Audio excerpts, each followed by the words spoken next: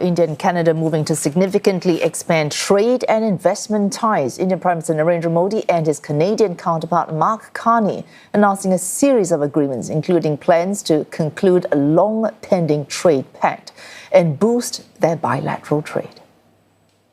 हमारा लक्ष्य है कि 2030 तक हमारा व्यापार $50 बिलियन तक पहुंचे। आर्थिक सहयोग का पूरा पोटेंशियल अनलॉक करना ये हमारी प्राथमिकता है। इसलिए हमने कॉम्प्रिहेंसिव इकोनॉमिक पार्टनरशिप एग्रीमेंट को जल्द ही फाइनलाइज करने का निर्णय लिया है। Two sides now accelerating negotiations on that pact, the Canadian leader aiming to seal the deal by the end of this year. They also signed a major uranium supply agreement, part of a wider cooperation spanning civil, nuclear energy, critical minerals and defense industries. The government of India and Cameco have signed a major $2.6 billion uranium supply agreement supporting India's nuclear ambitions and our shared commitment to clean, reliable baseload power. And Neha Poonia is covering the story for CNA from New Delhi. Neha, we've hinted at the sorts of deals we've seen signed or the sorts that may be signed in the near future. What more can you tell us about deals between Canada and India?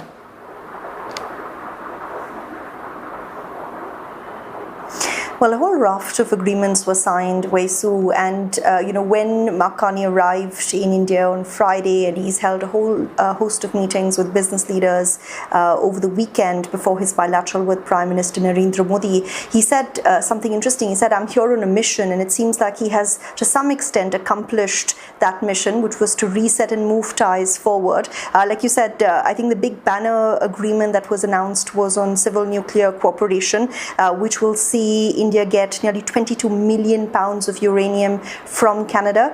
This is something that India has been very keen on as it looks to pivot away from traditional sources of energy to meet its climate action goals. Then there's, of course, cooperation in critical minerals, another key focus for India, where it wants to pitch itself as a global AI hub, but it needs, it needs access to critical minerals to build the infrastructure to prop that ecosystem up. There's going to be cooperation on education and skill development, science and technology. But I think the biggest headline perhaps is the fact that they have restarted discussions on signing that comprehensive economic trade agreement.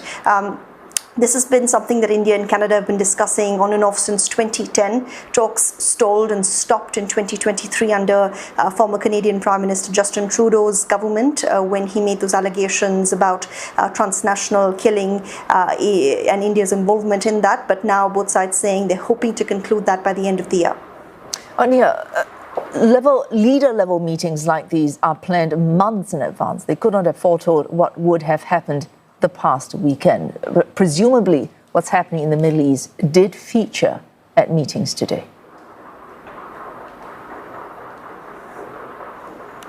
Absolutely, and it's something that Prime Minister Narendra Modi also referenced when he was speaking, standing alongside Canadian Prime Minister Mark Carney. The Foreign Ministry has said that both leaders did discuss the situation unfolding in West Asia. Interestingly, Mark Carney did not make a reference to what's happening in Iran when he was speaking alongside Prime Minister Narendra Modi. But listen in to what Prime Minister Modi said. Paschim Asia की वर्तमान स्थिति हमारे लिए गहरी चिंता का विषय है। भारत डायलॉग और डिप्लोमेसी के माध्यम से सभी विवादों का समाधान का समर्थन करता है।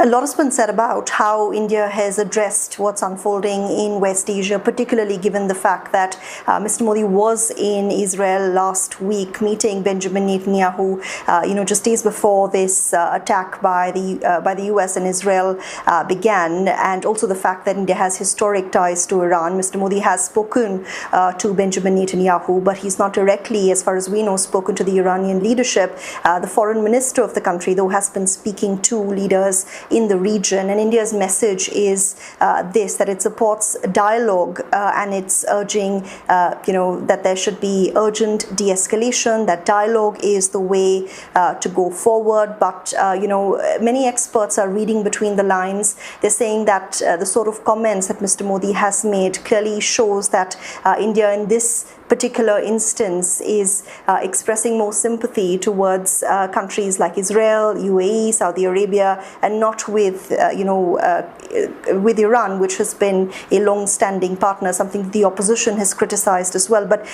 the foreign ministry says that India is worried about what's unfolding, and it did make a indirect reference to what's happened with the US attack in Iran, where it said that the sovereignty of all states should be maintained. But certainly how India's addressed this, and the fact that Mark Carney didn't say anything at all except for issuing that statement through his Prime Minister's office on the weekend, is being watched.